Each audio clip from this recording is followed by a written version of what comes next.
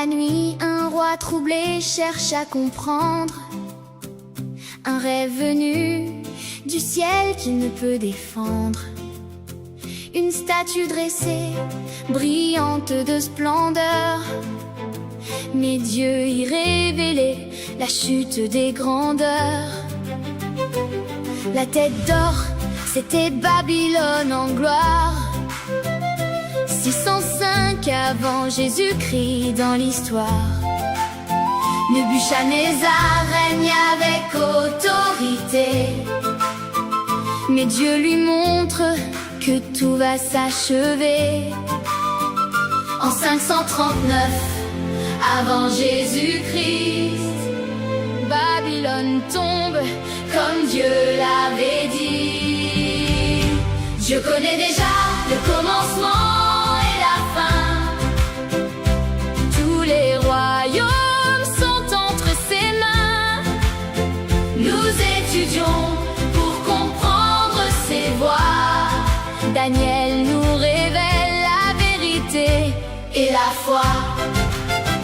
La poitrine d'argent, c'est l'empire médo-perse. 539 à 331 se dresse. Cyrus s'élève et conquiert sans détour. Mais le plan divin s'accomplit chaque jour.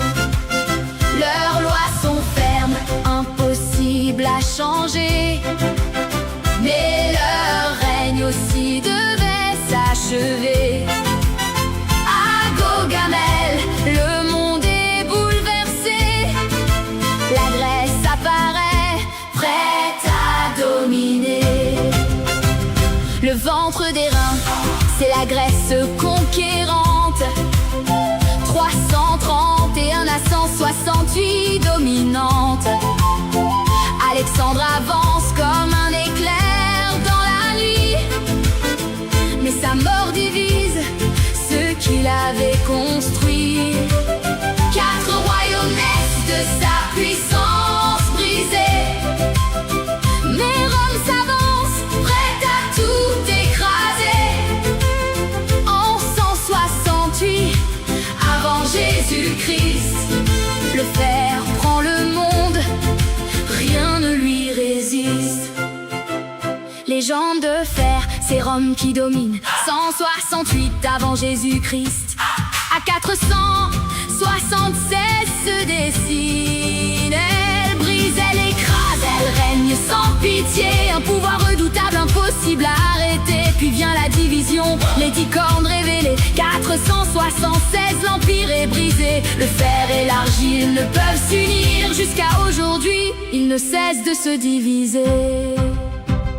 Dans Daniel 7, la vision se répète, mais sous forme de bête, plus sombre et plus nette. Lion, ours, léopard et la bête terrible. Dieu montre la vérité, profonde et visible.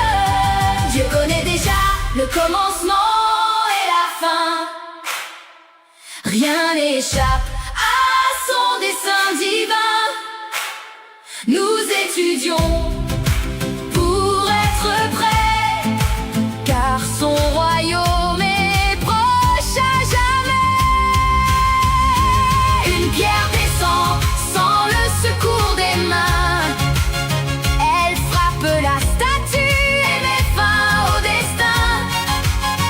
Tous les royaumes s'effondrent à la fois, mais le royaume de Dieu vivra pour toujours par sa loi.